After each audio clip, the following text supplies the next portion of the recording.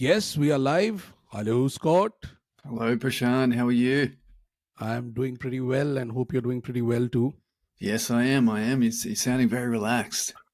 Yes, just Yeah. up from a deep power nap that I just had.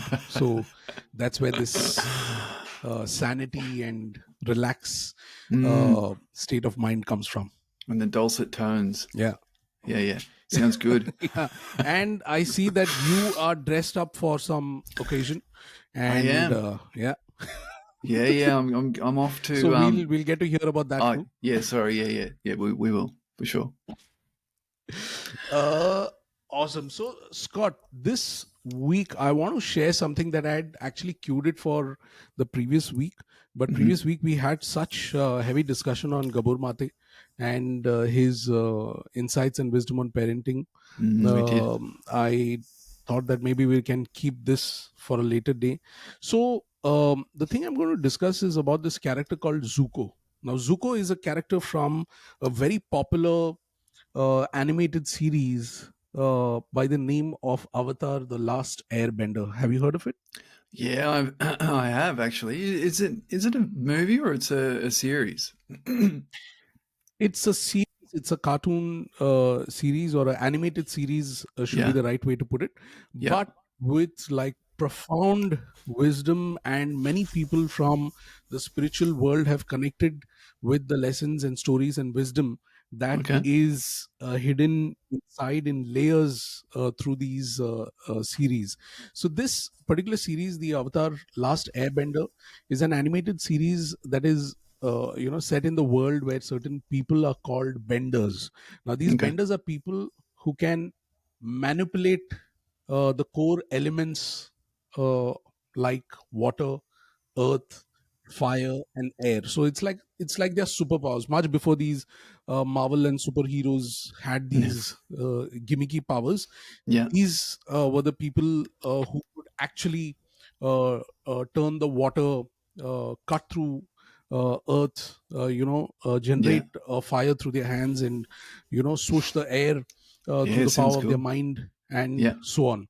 So this story follows this character called Aang, who's the last surviving airbender, and he's also the avatar who is actually given the task of restoring balance in the world.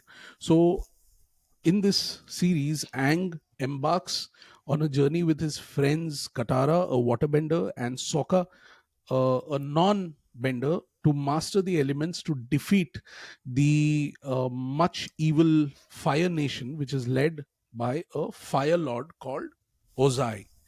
So along the way, Ang learns about friendship, love, and the responsibilities of being the avatar. So in this series, it explores the themes of war, identity, personal growth, and as Ang and his companions, they face challenges. They encounter new cultures and confront their own inner struggles, and this is the reason why a lot of people from around the world connect with this particular series, because it's, Mm. even though it's more about doing a lot of air bending and doing a lot of super mystical stuff, it is a Yeah. story of inner turmoil. So within this, now since I've told you what the Avatar The Last Airbender series is, within this there Yeah. is a subplot that's happening, right? So Okay. in this Avatar series, there's Zuko and Azula. They are a brother and sister combo, right? Yep. Yeah. And they have a complex relationship with their father, who is the Fire Lord Ozai. Now, Fire Lord, if you remember, I told you they are the evil kind of set Mm. of people who are uh, out in the world to do like really bad things. So Zuko, this character that I'm talking about, Zuko resents his father due to a clear favoritism towards his sister called Ooh. Azula, Yeah. causing Yeah. him to feel neglected and unloved. So Oof. Azula is a favored child. She Yep. receives constant praise and attention from her father. The favoritism is due to Azula's exceptional firebending skills and her unwavering loyalty to her father, which is behind the mask of power. So she's doing all this because she wants to be the next Fire Lord. So she's doing Mm. everything to please her father, to be the next in line to take over the throne, right? Okay. Yep. So firebending again is associated with a lot of passion. It's associated with power, destruction, and the firebenders draw their energy from their inner strength and determination. And because Zuko is depressed, and Zuko does not find the love from his father, he does not find that energy, or he does not find that passion, and he's never 100% firebender. He always struggles. So Zuko's differences, such as struggling with firebending, have a strong sense of repentance, and eventually he is left out from the race of being the favorite child. And Mm. in this entire process, uh, Azula, the sister who's there, she also realizes that her father is very conditional with his love for Azula. Even though Azula was a better firebender, it was very conditional that if she follows certain instructions, only if she follows certain Conditions. guidelines set by the Mm. father, only then will she be loved, and Yep. only if she's loved, she will be next in throne. So this is in short, I've just taken a Mm. small tidbit from this, the conflict between two kids and their Mm. father, right? Mm. Mm. So here are some questions that I would like to throw to you before I can also share some insights. Is Sure. how can I, or how can you, Scott, ensure that each of your children, because you have got two now, right? So Yes. how can you ensure each of your children feel equally loved and valued without showing favoritism? And here's the second question, another deep Mm. question, which is, are you aware of any unconditional or unintentional biases or preferences you have towards one child over another, Mm. and how do you plan to address them? So Ooh. this is in short the Oh. where I want to drop the bomb, as they Yeah, say. Yeah. that is a bomb. It's a bomb. I was thinking about Louis and Louis and Violet basically the whole time you were talking about this because it's something that I kind of think about daily, particularly as Louis is getting older now. So it's kind of Mm, in the back of your mind as to because Violet sees the attention that Louis gets all the time now, so she's trying to put her best foot forward, for want of a better word, um, all the time now to sort of to hey, bring the attention back to me. What about me? What about me? So it's really difficult because and it's not a bias towards any one child because they're both different in so many ways. Like for instance, when Violet was born, I just felt this. I don't know. I just felt an instant connection. I just felt this instant sort of drawing to her, and it was different for Louis. Like I felt mass amounts of love for Louis, and I felt and he's my boy, he's my child, but I kind of felt different this time around for some reason. There was more. I think my focus was more on taking care of Charlotte and Violet and Louis here as well. For some, and it wasn't like a lesser of anything, but it was just different. And so I think it's kind of continued a little bit. And Louis is a mummy's boy, and like they've kind of got that. Charlotte and Louis have kind of got that connection that I feel like I have with Violet.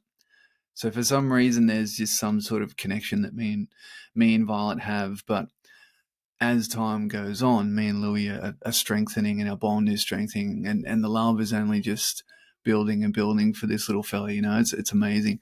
And so, like as a parent of two kids, Louis he's almost 9 months, so there has to be this protection element involved. He's still learning to crawl and walk. He's on his way to walking now, so he's crawling and doing all those things. So you got to help him out in certain areas, and you got to protect him in certain areas. And so Violet loves him so much, but there's also an element of jealousy there. and this element that the attention is being taken away from her now, which she just had exclusivity to me and Charlotte for 4 years, and now this little fella's coming in all smiles and taking all the attention away from everyone. So there's little things where she'll play rough with him and whack him on the head or do this, and that, and so you got to kind of step in as a parent and do something about that. But there's also the other side of it where that could potentially um, be, what's the right word?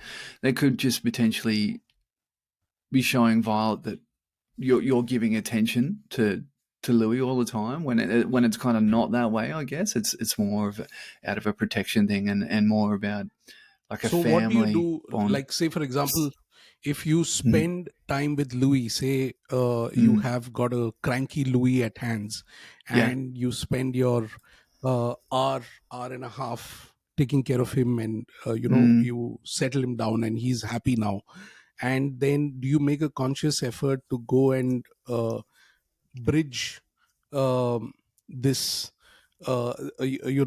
this mm, slight, what do you say, a slight sense of loneliness that yeah. Violet will go through?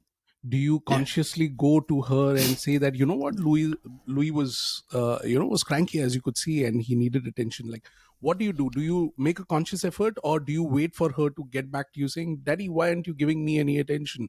Daddy, why aren't you available for me? Mm, what mm. what's your what's your approach? So sometimes it's different for every like every action has a different reaction, right? So like Mm, Violet won't come up to us and say, "Hey, like you're not giving me attention." She'll just act out in certain ways. Like she'll go annoy Louis or she'll go annoy someone. So she's got all this pent up energy, and so she'll be a little bit destructive. And so that's when you know that she's vying mm, for attention.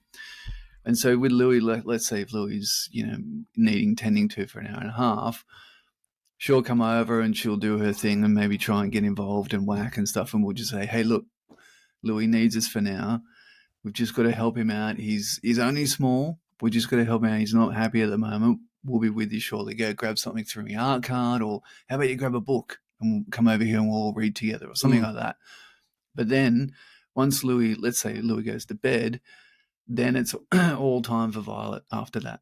So she has unrestricted access to us when we go to bed. So we're reading mm, books. She's reading books to us. She's got that time. So that I guess we don't have to sort of sit down all the time and say to her, hey, like what was happening with Louis. Now you've got your time. We don't sort of do that. We'll sort of just say, okay, Louis gone to bed. What do you want to do now? But if there is a mm, lesson to be learnt in it, like if she's come over and she's been destructive or she's hurt Louis, then we'll sit down and say, hey, look, mummy and daddy just had to give our time to Louis because something was going on or because he's needing us or he's needing mum. It's not really nice when you come over and doing X, Y, and Z to him. But, like let's mm. have our time now. So it just depends on what's happening in that moment. But it's a constant battle. It's hard because And it's how does she always in the take it? back of your mind. Well, it's hard. There's a certain look. I don't know what's going on behind that look, but she's pretty good. Like she loves Louis. You know what I mean? She loves cuddling. I mean, she loves being there. There's not this sort of like hatred. She'll sort of get over it quickly. Like kids get over things pretty quickly. And I think if you do Mm, explain yourself, like Violet's good at, if you explain yourself to her, she's sort of like, she takes it in and she thinks about it, and then she's like, okay, move on. And so, yeah, look, it's not. I think like as far as kids go and growing up in a family of four boys, three older brothers, she loves him and she truly does. They do have a bond together, which is great, and so she's not. There's no real sort of separation between them. They're always doing something together. So from the moment he wakes up, she'll go, mm, like this morning, she went in, Louis is awake, Dad, Louis is awake. Goes in and Louis looks at her and massive smile and they laugh at each other. Like I've never heard Louis laugh more with Violet than without mm, Violet. Like cackling laughter. It's mm, it's really it's beautiful. So they love each other, and we're just trying to foster that. Or I know I'm trying to sort of hopefully keep that gel together because I want them to be pals growing Mm, up, So, and mm. you just got to do your best. That's all, I guess. What do you think? So here's one thing, Scott, that I'd like to ask, and then I'll share my uh, my insight into this question Yeah. that I asked you. Is I heard you say that your bonding with Violet is of a different kind, and it's special. And you also mentioned that Louis is more bonded with Charlotte, Mm. and that's a different kind of a bonding. So is this something that you have made to believe yourself, or is it that apart from the factor that you have felt it, have you heard people from your family and your friends say that, oh, you two make such a good father and daughter combo, oh, you two make such a good mother and son combo? Have you heard that from the outside, or is this just an intrinsic story that you have built for yourselves? Bit of both. So, like, I know Charlotte talks about me and Violet, like, and our connection, and Violet's talk about Dad, and my feeling of it. You know what I mean? Like, there's just a certain Mm, feeling. There's certain times where you just like, and for both kids, certain times where you just like, I'm so in love. You can just feel it, and I'm sure you know that feeling too. So yeah, I think there's a little bit of both in that. mm. So the reason why I asked you this is, Scott, and these questions also. See, it's Mm, so complex it to is. be to be a sibling and to be a child loved more by one particular parent, and that Mm, being obvious to the other child, or that being obvious to the sibling. And right now it's too early for the kids to, like, be vocal about it. But yeah. looking back at my own childhood, looking back at my own growing up years with my sister, I always feel that somewhere my sister, my younger sister, she's 8 years. There's an 8 year difference between me Mm, and her. So there are times where she has felt that a lot of privileges were given to me, sure. right? So I was sent away from home to study in a college where I could be by myself, away from home, away from parents, and I could stand on my own feet, kind of a thing. Whereas she felt that she was deprived of that opportunity for obvious reasons. In India, the culture being that girls are protected more, girls are kept in a very safe environment, uh, and Mm, so that that conflict was always yeah. there for her. And now when I have my child with me, when I have Adira with me, is when I realize that even when you are not being with your child for say 3 or 4 hours, you focusing on your work, it Mm, is like you're favoring someone else, favoring something else than me. So the same question can arise even if you're having a single child, yeah, right? Because the definitely. kid will Yeah. feel that my dad or my mom, they love their, say for example, they love this podcast too much, they're spending too much time recording the podcast, they don't give me any time, and I Yeah. don't know what to Or do. uh, or they love, or yeah. they're spending too much time together, right? Like you and Ash are spending too much time together Yeah, because you need that time too. yeah, So that can arise yeah. too. Yes, and that's a very good point that you pulled up, Scott. So there are times where Adira really gets jealous of the fact that I'm having like this mature joke time with Ashwini, or I'm having a adult fun time with Ashwini, where we are cracking jokes, or we are speaking about something that we encountered in our job, or something that we encountered when we were shopping this morning, or whatever, which Mm, she wants to be a part of, but she knows that the what do you say, the content of this conversation is not meant for her. her. yeah, So she yeah, feels yeah, really jealous, so she yeah. really comes to me and says that, acha, why aren't you sharing this with me? I also want to know about it. Why aren't you sharing this with me? So Yeah, so it it is a catch 22 situation, and it is Yeah. a very thin fine line, or I would say a thin fine sharp sword that we are walking on every day, at least till the time they are 18, till Yeah. the time they can take decisions on their own. Mm. We have to play a balancing act of showing that they are loved, and not just showing but also telling them constantly that they are loved. I would Mm. What do you say, I would like to share one small thing that I constantly do on a regular basis, which is being vocal about the fact that I love my child. Mm. So just last week, we were back from a holiday that we had. We drove down from here to Windsor, Ontario, Windsor. We drove down from there to Stratford, and then we came back to Toronto. So during this entire journey of 3-4 days, my daughter is sitting alone in the second row of the car, and me and my wife, of course, I'm driving, and my wife is in the passenger seat. Mm. So there were times where I personally felt as a dad that I should have been with her in the second row, putting my arms around her, and she resting her head on my shoulder, and she seeing those big windmills, and seeing the cattle, and seeing the horses grazing in open fields. Um, I felt that. So whenever I used to feel that pinch in my heart, I used to just reduce the volume of the music that was playing in the backdrop, and I used to Yep. say, Yep. Adira, I love you. Adira, I'm just pausing to tell you I love you. And immediately she responds, Acha, I love you too. So a constant reminder that she's not alone, or Yeah. she is being loved. I am vocal about it, but this is not like Yeah. I'm forcefully, Mm. cementing it on her. I feel it from my heart. So when I Yeah. feel it Yeah. from my heart, the moment I feel it from my heart, I just be vocal about it. Yeah. Yeah. And that's it's just being authentic, right? It's all we can do. It's Yeah. Yeah. I think that's Yeah. all we like.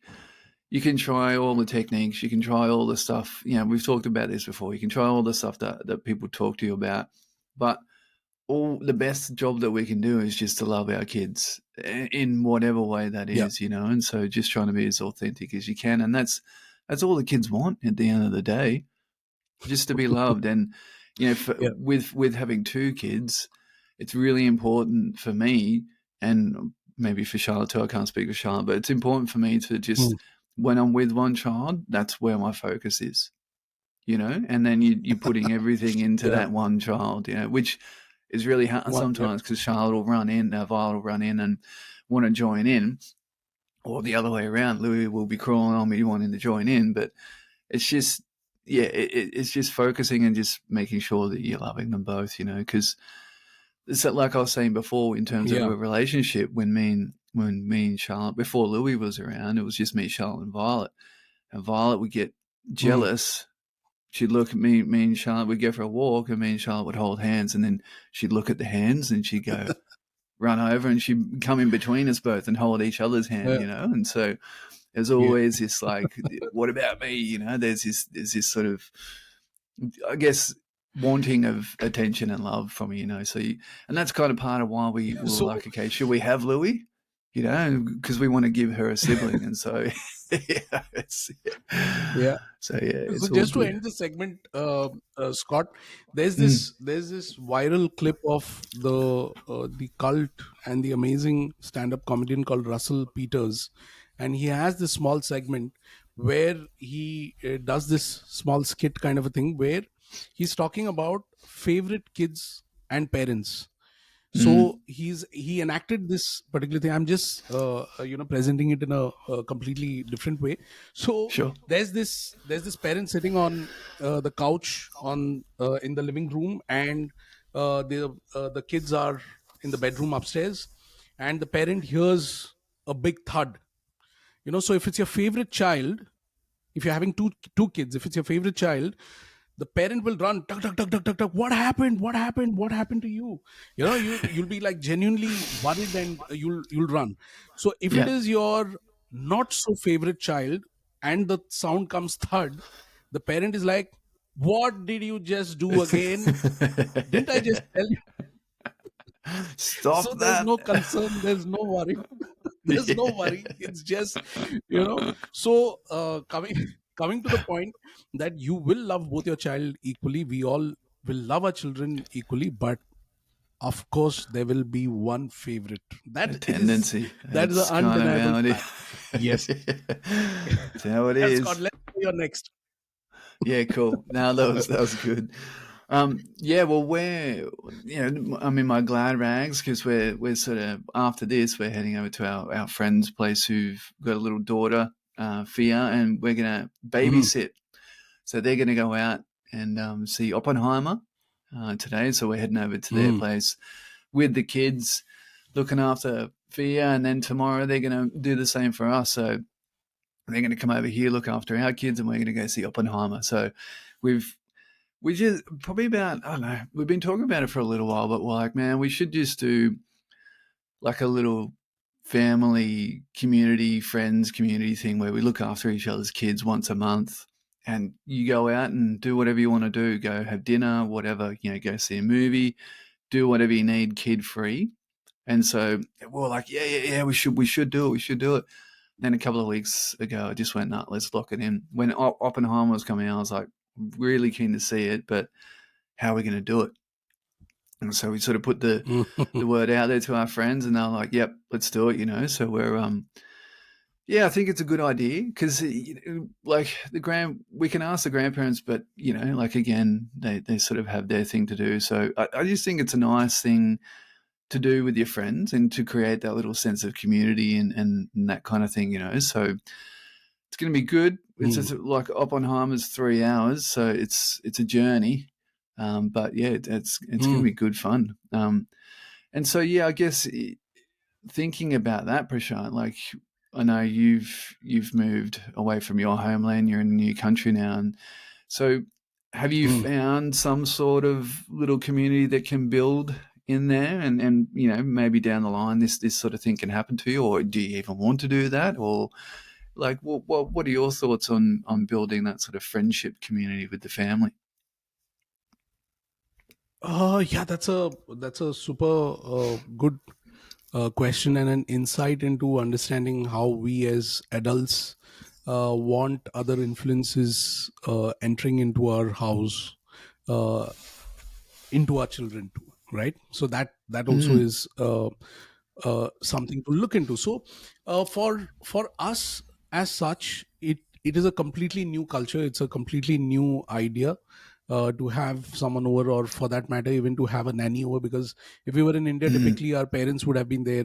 We call our parents and they just spend time with the kid, and for some odd reason this is the time the kids enjoy the most, where mm. parents are not there, because there are no rules. Grandparents give them full free hand and they can be and And do whatever sugar they and want. ice cream. Yeah, yeah. Yeah, yeah. Here I've realized one thing is the culture is so different, not just because of um the ethnicities or the race or whatever. It is also because of the dietary complexities, the food complexities, the kind of allergies, the kind of uh, like slight health conditions that kids have. So how Okay. easily the kids will mingle, or how easily the kids will mingle with the adults. This is something that I have observed from a distance. I have not personally experienced it, but I've seen it from a distance, where some of the parents of my uh, daughter's friends, they take extra care and extra precaution, saying that my child has XYZ, Mm. That's a allergens, or not allergens, allergies, and allergies, she yeah. does not she does not have this kind of food, and she does not like this kind of things around her. So then you're confused, right? So then Yeah, do you yeah. want to take up the responsibility to have the kids over? Would you want to take such a big responsibility, because you're not prepared for it? Mm. But definitely it's something that you would like to try, and you would like to um, experiment and learn with, maybe one kid at a time. So Yeah. so here's the Yeah. thing I want to ask you, Scott. So when you are going now for a movie, you're stepping out for a movie today. So what is the checklist that you have made about your kids that you're going to hand over to your friends, saying that if this happens, this is what you have to do? Louis Mm. has these issues, and this is how you tackle them. Or Louis is very good Mm. with this, and this is what you need to do to make sure that Louis is in this state. So what's the Mm. preparation you have done, if any? It's very simple. Charlotte gives all the preparation. Ser- Seriously, All you Charlotte, got to because do is wear that jacket and just I deck just up I and got to get head to dressed the cinemas. exactly. I've just got to look good, and then get in the car and turn the car on and drive. Uh, Pretty much, Yeah, because that's like Charlotte yeah. knows the ins and outs of it all. Mm, Like, mm. and if it was me doing it, I'd be like, all right, shit, I've got to scramble here. Okay, what do we need? I've got to get some formula. I've got to make sure the clothes are here. Like, well, Yeah. basically, I'll probably get Violet ready, grab some clothes, and we just make sure they got a spare pair of clothes, her bags packed, some Mm, food, that kind of stuff, and then mm, Charlotte will know exactly like the bottle and all that kind of stuff. We're taking the pram, all that kind of stuff. So Charlotte's all over that, all over that for mm. sure. And it's kind of, I guess we don't. For me anyway, I don't have. I'm not that sort of person. I won't have a checklist where I might Mm, tick this off, tick that off, tick that off. I'll just sort of go by memory and what I think on the day, mm. and it'll all be good. You know what I mean? They'll work it out. It's all good. So, Yeah. and I guess it just comes down to food, but yeah, it's all Mm, good. And actually, the other thing too is just sleep. So we're like, okay, what mm, do we do about Louis' sleep? So we're taking the pram. So if he doesn't sleep at their house, we'll just chuck him in the pram, and then he might go for sleep because their daughter Fia, she loves sleeping in the pram, so that's a way mm, around it. So I guess logistics, you just got to be like, okay, we'll try mm, this, but if that doesn't work, what next? And you mm. just sort of run through things, that way. Um, but interestingly, I like what you said before. Like, I'm interested to hear about this dietary requirement. So you're saying back home in India, it's very different from Canada, where there's lots of allergies and that kind of Yep. stuff. Yeah. What is that difference, do you think? So here, one of the biggest dietary red flags is everything has to be nut free. Any Mm. snack, any food, or whatever has to be nut free. Most of the stuff that you get, apart from these typical South Asian and Asian and Chinese food joints, which are there, like restaurants which are there, Mm. outside of them, all the other places, all the other food joints, they are explicitly nut free. You will not get anything that's laden with nut, right? Mm. Even for that matter, even some Starbucks have got exclusive nut free bakery and condiments kind of a section for them. So for us as a family, we are from India, and we just mix and match all kinds of nuts and Yeah. different kinds of nuts, like peanuts, and we make peanut chutney, we make peanut curry, we use all different kinds of spices which are nut based. So Mm. it becomes a bit risky, because it's not that these kids have to be fed nuts to get that allergy. Even if the presence or the powder of it is left over or it remains in your house, some of the kids are super allergic to that too. Wow. Even if you have, say morning you have had a pack of peanuts, and Yeah. afternoon you have this kid coming over, and if you have forgotten to wash your hands, and you just give a handshake to the kid saying, hey, welcome, and he happens to just It's rub that that around bad. his face or whatever, yeah, they get like Wow. massive allergy attacks.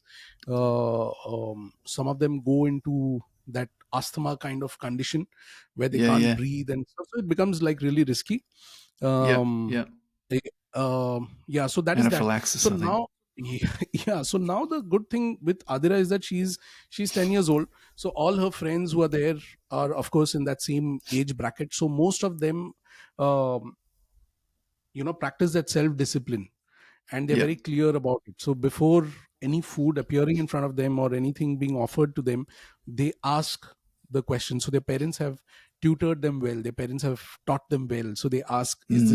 is this nut free, has this got any nuts in it, has this got coconut in it, or has this got a certain thing that they don't like in it, so they're very clear about it. So with Adira's Mm. friends, these 6 friends, um, we have to be very careful about how well they are taken care of also, because it's not like a blanket statement like, yeah, yeah, we'll take care of your kids. No, we have to take care of whether they're going to eat something that's nut based, whether they'll be having, whether they'll be around any allergens in the place where we are going. So all It's these things tough. have to be taken care of. Not that, again, like you said, not that we'll be having a checkbox, but we have to be constantly alert and aware of what is happening. Yeah. Yeah, yeah, yeah. That sounds pretty tough, and sort of like a little Mm. bit. Yeah, you sort of be on guard all the time, I guess. I Yeah. guess in Australia too, there are lots of allergies that are popping up. You know, people like gluten free or like some people are celiac. I don't know if everyone's celiac, but there's all these gluten free stuff, and Mm. yeah, a couple of our friends of their kids have got allergies as well, like nut Mm. allergies and stuff like that too. So maybe for another podcast we can explore some reasons behind that, or look at what I wonder what that is. Like I'd be Yeah. interested to have a chat to you about that. Yeah. So in Um, 2017, when I came to Perth, Scott, yeah, so we had a stopover at, I think so, Malaysia. So we had a stopover at Malaysia from India, yep, that's from Bangalore to Malaysia, Malaysia to Perth.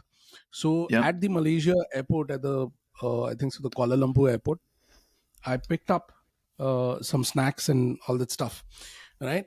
So just as about we were to land into Perth, the air hostess comes with certain slips saying that this is the immigration form. You have to fill it and keep it ready so that when you're in the queue, things just speeden up, whatever.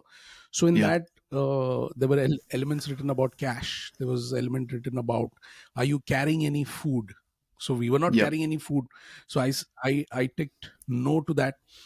But I remembered after getting off the flight that I bought these packets of snacks which had nuts in them, and one which was like a peanut bar, like a protein bar, Yeah, which had peanuts and nuts blended into them, right? yeah, yeah, So I was so damn scared to go into that immigration line where they check each bag, they check.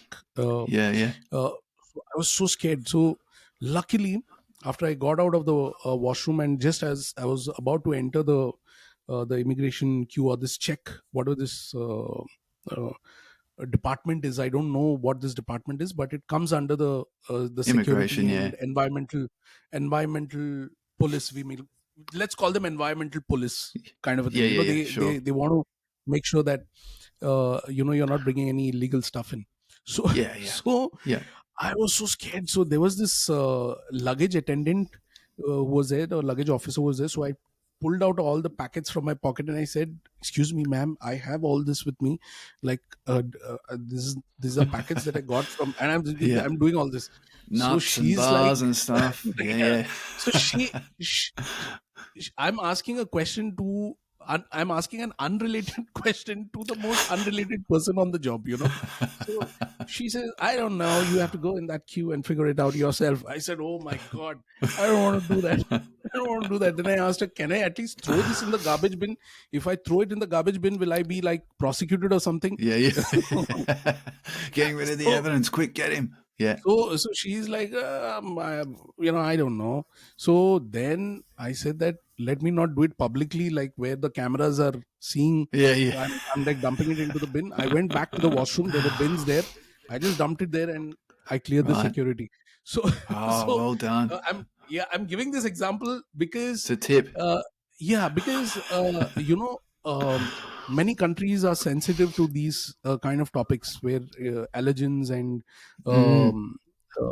um, these kind of, what do you say, Like dietary these requirement kind of related things. unidentified plants, Yes, yeah, fruits, and nuts. fruit and stuff like yeah, Yeah, yeah, yeah, yeah, because it can destroy their entire crops, or it can destroy their entire. mm, So we have to be sensitive to that too. So if a yeah, country is doing at their level, uh, yeah. so parents also have to practice that when they go in a group. So that is something that I just thought of sharing. Yeah, no, it's interesting, hey, because there's a show in Australia. I think it's called Border Patrol. That's Hmm. what they were, the Border Patrol police, right? So Hmm. Border Patrol, and they have cameras set up for people like you, Prashant, who come in and Hmm. bring things in illegally, and so Hmm. you're lucky you weren't on that show for bringing in those those bars. So you're lucky you escaped. I think you did well. Yeah. And maybe if the Border Patrol guys are listening to this podcast, I think so. My entry Yeah, into the country is also questionable now. yeah, yeah. True. Exactly. They'll know Yeah. who you are. Yeah. Oh, crazy. So what else do you have, Scott? We got time for one more, yeah? Yes, let's do it. Cool. Yeah, yeah. Well, I was listening to a podcast last week. I don't know if you're familiar with Louis Theroux. Not Um, really. okay, so Louis Theroux, he's a documentary filmmaker, and he's English. I think he was born in London, but spent a lot of time in America, and he sort of did a lot of these weird and wonderful, wacky um, documentaries about small town America.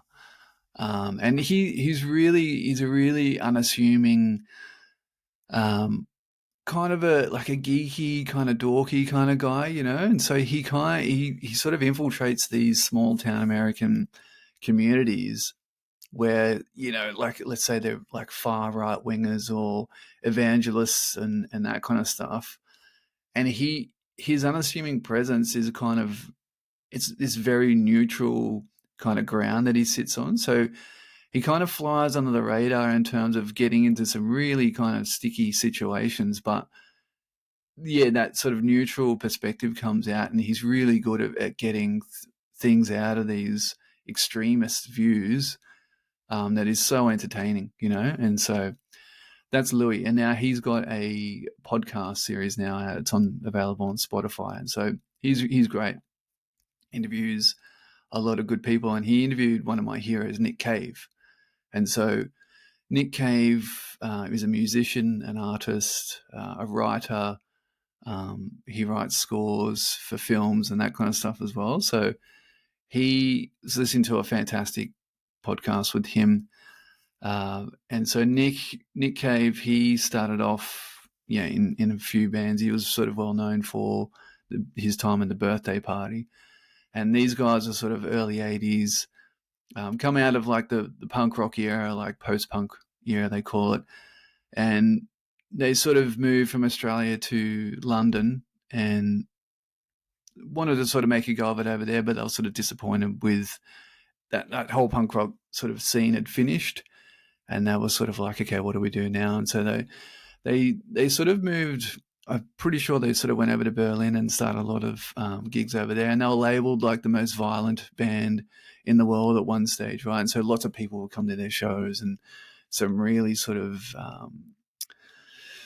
I guess, challenging stuff would come out, right? And so he was sort of well known for that, and then he left that band and created his own band called Nick Cave and the Bad Seeds, and that was sort of they just flew just under the radar, had a few, sort of commercial hits, and then just sort of sat underneath that commercial music scene for his whole career, right? And he'd sort of come up again and he'd go back down. But he does stuff his way, and he's never had a period of here they are, now he's dropped off the planet, It's more he's just been creating for so long constantly and evolving and changing for so long, and that's why I really like him.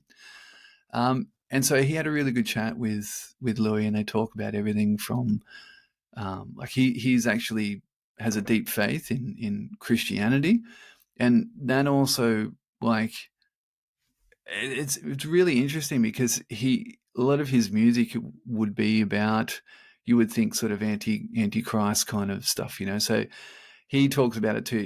It's better to listen to the podcast to listen to his point of view, because I'll probably screw it up. But he sort of he believes in that kind of, I guess, there is something else out there, and tapping into like a muse and those sort of whisperings and of things that sit outside of the human realm. And Hmm. so he has a faith in that whole Christian aspect. Like he even goes to church, but he doesn't view himself as a Christian. But he really enjoys that kind of. I guess there's that parallel between the way that he sees it as Jesus as this sort of um, antagonist of like political antagonist or an antagonist in some way going against the grain, and so he sort of sees himself that way as well, I guess. Hmm. Um, so he talks a lot about that and his struggles with good and bad and that kind of stuff, and what he would write about. And then he lost his 15-year-old child boy in 2015. He died, and so he talks about his struggles with overcoming the death of his son as well. So he had twins, and one of the twins died. And actually, a couple of years ago, one of his other sons from another marriage just recently passed away too. So there's lots of sorrow and despair and that kind of stuff. But there's also coming out of the other side of that despair. And he really, I guess, what's the word, exercises those kind of things through his art, through like having a channel to get it out. And so, yeah, I guess where I'm going with this is that, he makes challenging art. It's definitely very challenging. And that's why I like that, because it excites me. The challenge of the art excites me. It's almost like, oh, I shouldn't be listening to this, but Hmm. there's that bubbling underneath the surface where it's really exciting for me. And so, yeah, I guess I'd like to hear your viewpoints on, you know, what are your sort of views on art? Should it challenge, or is it there to just pure enjoyment and not have to think about it? Or yeah, where do you sit on that fence, I Yeah, guess? before that, Scott, you'll have to repeat this question to me, because I'm going to just say the first hand interaction that I had with Nick Cave through his site. So I'm on his site right Ah, now, and I'm just going through his stuff. So as you were saying that he's a Christian at heart, but he does not practice whatever. So so right on his website, he has got this merchandise store, and yeah. on his merch store, the very second product that he's selling is called as the devil mug. There you go. There you go. There's the good and And bad, right? No. yeah, and and then the other one, he has got, the other one is suck my D stickers. So, There you and go. and as you were saying that he's Wow. he's a practicing Christian or whatever, and I'm like on this merchandise side, and I'm like, is Scott talking about the same guy that Yeah, I'm on is the this site actually Nick for? Cave? You sure you got the right Nick Cave? So yeah, it is, and insane. So I went through his profile. So his the music that he has done are Yeah. the work is really phenomenal. His Mm, library is really phenomenal. A couple of them being, he has scored for the cult Netflix series called Dammer, mm, and he has also done score for a series called Kings. mm-hmm. It's not a series, I think so. It's a movie called Kings, Yeah. and he has And a the score band. recently for Blonde. Yeah, yeah, and he has a band release. The band that you mentioned, Nick Cave and the Bad Seeds. He has released an Yeah. album titled Ghosteen. Yep. so so he has done some pretty incredible work. I Mm, am going to check into him, and mm, listen to his work, because from the first hand glimpse of his writing and his the work that he has featured himself on, it mm. looks like he's very expressive, and he's um, very selective about his presence on other people's work also. Yeah. So going back Yeah, to your that's well question put. of yeah, going back to your question of art as a form of entertainment or expression, is that what your question was, Scott? Yeah, I guess it's more, because he comes from a point of challenging viewpoints, challenging Mm, opinions, challenging beliefs, that kind of stuff. mm, It's mm. not, he's not in there to sort of be mediocre and to sort of dip his toe in Right. the water a little bit. It's like he's in there, and this is him. He's giving everything. He's opening himself up, and so that's what I really appreciate about him and love about him. But what do you think? Being an artist yourself and a musician and composer, do you like? Are you sort of what's the word? Do you see that sort of challenge of opinions and beliefs and stuff something that you look at, or do you just sort of make what you make and that's it? Like, Yeah, or where do you sit on it? yeah, so that that very question has been the entire conflict of my music career, because I compose for films. And when I compose Mm, for films, there are many stakeholders in the film. There's a yes. director, there is an assistant director, there's a sound engineer. There are many people who have got their opinions around the work that we do and the work that we put across. Mm, So I do tend to get stiff when it comes to the fact that someone is trying to force their way through my creative work and saying that, we need to change this entirely, we need to reproduce this entirely, we need to shelve this, or why don't you create something similar to this? Here's an example, listen to this, I want you to create something similar to this. So I'm not um, comfortable with this kind of a creative collaboration as such.